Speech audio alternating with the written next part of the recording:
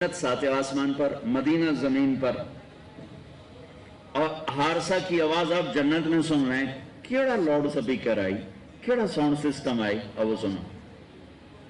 کہی یہ کیا بات ہے، ہارسا تو ادھر گھر بیٹھا ہوا ہے. کہا جی ماں کی ایسی خدمت کی ہے کہ اللہ نے خوش ہو کر کہا ہے جب ہارسا قرآن پڑھے ساری جنت کو سناؤ. ہاں، ساؤنڈ سسٹم کیا تھا؟ ماں کی خدمت، ماں کی دعا. ایک روایت میں آتا ہے کہ صحابہ میں سب فرما بردار تھے، پر دو جو تھے نا وہ آؤٹ سٹینڈنگ تھے، ایکسٹرا آرڈینری تھے.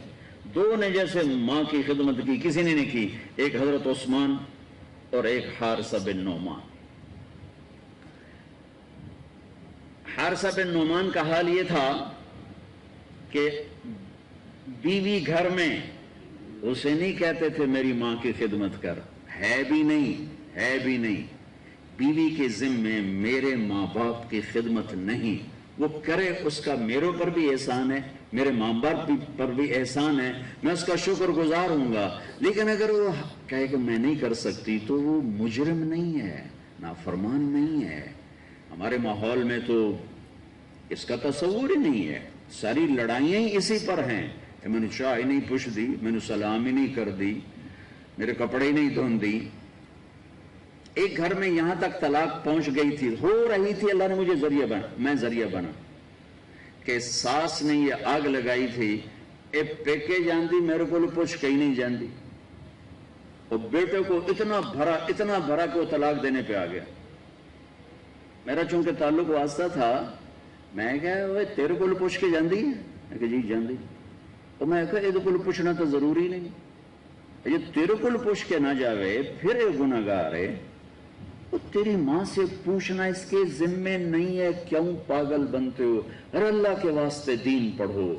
تم نے صرف تسبیح پھیرنے کو اسلام سمجھا ہے، نمازیں پڑھنے کو اسلام سمجھا ہے. یہ تو 2 گھنٹے کا کام ہے نماز پڑھنا.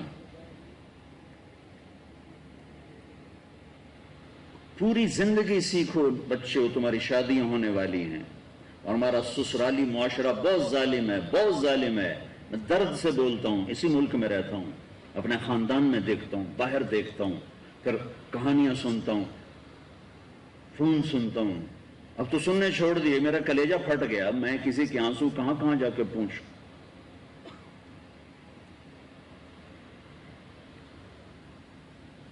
دین سیکھو.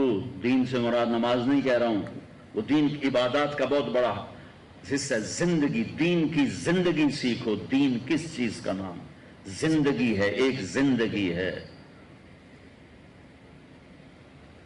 بڑی مشکل سے وہ طلاق ختم کروائی. بی بی تیرے کو پوچھنا ہے دے ذمے کوئی نہیں، پوچھے تو چنگی گل ہے، جب تو پوچھ لیا کر، لیکن ذمے کوئی نہیں. خامن سے پوچھنا ذمے ہے، اس نے اجازت دے دی تو اس کو کسی سے پوچھنے کی ضرورت نہیں ہے. لیکن یہ میرے معاشرے کا ظلم ہے. ایک عورت جب ماں ہوتی ہے تو اس کے روئیں سے محبت کے چشمے پھوٹتے ہیں. جب وہ ساس بنتی ہے تو میں درد سے کہہ رہا ہوں، طنز سے نہیں، درد سے. مجھے اس کا بھی درد ہے کہ اگر یہ میری بہن اس حال میں مر گئی تو اس کی نمازیں اس کو آگ سے بچا نہیں سکیں گی. تو اس کے روئیں سے آگ نکلنا شروع ہو جاتی، نفرت بھر جاتی. ایسا کیوں ہے؟ حارثہ بن نعمان کی تلاوت جنت میں کیسے پہنچی؟ بیوی سے نہیں کہتے تھے میری ماں دی روٹی پکا، میری ماں دا سالن. خود بناتے تھے، خود بناتے تھے. ماں کا سالن بھی، ماں کے لیے سالن بھی، ماں کے لیے روٹی بھی. اچھا پھر یہ نہیں کہتے تھے اماں جی آ کھا، اس کے سامنے بیٹھ کے نوالے توڑ کے ماں کو خود کھلاتے تھے. ماں کے کپڑے خود دھوتے تھے، ماں کو تیل خود لگاتے تھے، ماں کے سر میں کنگھی خود کرتے تھے، اور جوئیں تک نکال کے مارتے تھے. اب یہ لوگ کہتے ہیں ویل نہیں ساڑی بیوی کرے. تجھے لعنت ہے تیری اس مصروفیت پر جو تجھے ماں کے لیے ٹائم نہ دے سکے. کون سی مصروفیت ہے تمہاری ماں قیمتی ہے یا تیری دکان قیمتی ہے؟ وقت نکال. اپنی ماں اگر زندہ ہے وقت نکال.